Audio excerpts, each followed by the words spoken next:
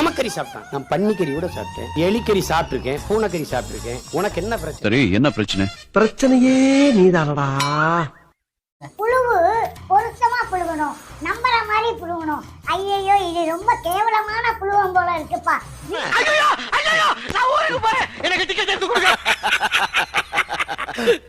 இப்பொழுது உங்கள் ஸ்டாலின் அங்கிள், நாம போர் அடிக்குதுன்னு சொல்லி அரசியலுக்கு வந்தவங்க, போராட வந்தவங்க. தன் துக்கத்தை, தன் துயரத்தை, தன் மனபாரத்தை தேர்தலை தோத்த அடுத்த வரும் வர தூங்கி வடிகிறது தான் மற்ற கட்சியுடைய வழக்கம். இதயத்தில் மின்னலாய் பாய்ந்த இன்னலை உங்களிடம் இறக்கி வைப்பார். எதிர்கட்சியா இருந்தாலும் சுணங்கிடாம மக்கள் நலனுக்காக சிறப்பு. மாப்பிள இவன் தான் எங்கேயோ செமத்தியா வாங்கியிருக்கான், இங்க வந்து வேற எவனோ வாங்கின மாதிரி அவுத்துறான். செயல்படுற கட்சி திராவிட முன்னேற்ற கழகம் என்பதை நம்ம எதிரிகளே சொல்லுவாங்க. அந்த மாதிரி எல்லாம் இருக்கிற சான்ஸ் இல்லையே. கம் பேக் கொடுக்கறதுல நாம தான் ஸ்பெஷலிஸ்ட்.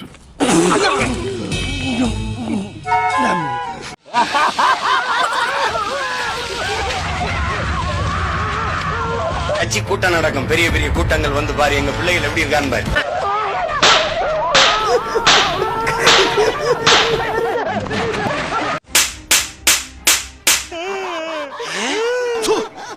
அட பாவி சண்டாளா, நீயாடா என்ன கொலை பண்ண பார்த்த?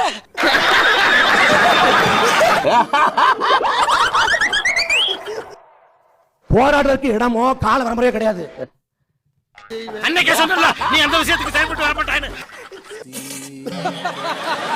இப்பதான் எனக்கு தோணுது, அவர் போட்டா வைக்காம அரசியலை நீங்க எப்படி பண்ணலாம்? டேய் சின்னவன் பெரிய படாம பத்திரிக்கை வந்துக்கடாவ, அப்படி என்னடா சீமை இல்லாத காரியம் பண்றாவ? என்ன சொல்ற? ராஜீவ்காந்தி நம்ம மகளுக்கு என்ன வயசுல? மகன் அன்பு மகன் இளைஞர்களுக்கு வயசு 13 வயசு. என்ன வார்க்கும் எனக்கு என்னடா தெரியும், கேளுடா. அவருக்கு ஒரு பேர புள்ள பிறக்கும் தெரியுமா? அப்பதான் நாம் தமிழ் ஆட்சிக்கு வரும்.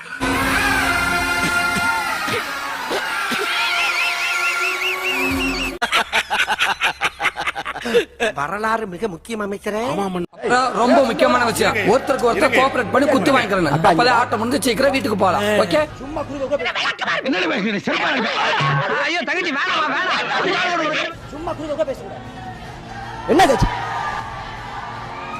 டேய் சிங்க வாடா. ஓஹோ, எனக்கு நிறைய வேலை இருக்குன்னு தெரிஞ்சுக்கிட்டு வலுக்கட்டாயமா முழுகிறாரு. என்றைக்கு என் சினத்திற்கு சின்னாபண்ணமாக போகிறீர்கள் என்று தெரியும். நீங்க அவை குறிப்பில் நீக்கிறேன் நீங்க நீக்கிட்டே இருக்கீங்க, ஆனா எல்லாமே அங்க வந்து ரீல்ஸாக மாற்றப்பட்டு அங்க போய் கொண்டிருக்கிறது. விளையாடுறீங்களா? விளையாடு. இன்னும் 1 hour ஆகுமா? புரிஞ்சிருச்சு, 1 hour ஆக்கிடுறோம்.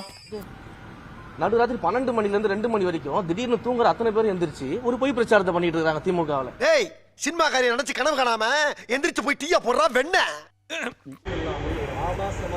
எது கண்ணியம்னு சொல்லு. என்னை பாலியல் குற்றவாளின்னு நீங்க எப்படி சொல்றீங்க? சில நான் இந்த ஏரியா மாமா. மாமாவா? என்னையா சொல்றீங்க? நான் கடிதம் கொடுத்தால் பிரான்ஸ் குடியுரிமை கொடுக்குதுங்க, நான் கடிதம் கொடுத்தா டென்மார்க், பிரான்ஸ், சுவிஸ் குடியுரிமை கொடுக்குது. சைடுல இருந்து பாக்கும்போது நீங்க ஒரு டிராமா ஆர்டிஸ்ட் மாதிரி இருக்கீங்களா? அதான் இல்ல, எங்க கிட்ட இருந்து சிறையில கைது பண்ணி வைக்கிறாங்க. அப்புறம் வந்து எனக்கு இந்த ஊர் மெடிக்கல் காலேஜ்ல சேர்றதுக்காக ஒரு நான் அப்ஜெக்ஷன் சர்டிபிகேட்டும் ஒரு மைக்ரேஷன் சர்டிபிகேட் வேணும் சார். விசா வேணும், குடியுரிமை வேணும், கையெழுத்து போட்டு இந்த மாதிரி என்னோட பணியாற்றினா நாங்க ஒரு அரசியல் இயக்கம்னா ஓகே அவங்க கொடுத்துருது. வெளியூர்காரங்க சர்டிபிகேட் தர முடியாது. நீ எந்த ஊர் அந்த ஊர் கவுன்சில்ல போய் சர்டிபிகேட் வாங்க போ. 400 பேருக்கு மேல இதுவரை கொடுத்துருக்கோம், குடியுரிமை வாங்கி கொடுத்துருக்கோம். அங்க தங்குறாங்க, நம்ம மக்களை ஏத்துக்கிறாங்க. பழனிசாமி நாங்க வர்றோம்ப்பா. எவ்வளவு பிட்டு இழத்தாப்பா அந்த காது ஒரே அழுக நேத்து. ஐயோ எதுக்குங்க லைவ்ல போட்டு நீங்க போடுறீங்க, நீங்க வார்த்தையை நீக்கிறோம் மட்டும் தான் சொல்றீங்க, ஆனா அவங்க ரீல்ஸ் போட்டு கை விட்டுட்டு இருக்காங்க. அது நல்லா கத்தியது, கதறியது, ஊரை கூட்டியது. யாரும் உங்கள பரியாங்க, நம்மள மக்களே பரிவாங்கிட்டாங்க. அடிச்சு துவச்சு வெளியே போட்டாங்க மக்களுக்கு தேவையான. என்ன தம்பி சோகமா இருக்கீங்க? இங்க பாருங்க, வாழ்க்கைன்னா சில அடிகள் விழத்தான் செய்யாப்பா. ஒரு சட்டமன்றத்தை நடத்தணும்னா ஒரு நிமிஷத்துக்கு 35,000 ரூபாய் செலவாகுது. 1 மணி நேரத்துக்கு 21 லட்சம். தெரிஞ்சுக்கிட்டியா? இன்னைக்கு தேதிக்கு 8 மணி நேரம் 9 மணி நேரம் சட்டமன்றம் நடத்திட்டு இருக்கிறோம். ஆனா எதிர்கட்சிகள் என்ன தெரியுமா பண்ணுது? ஒத்துறடா தூங்குற,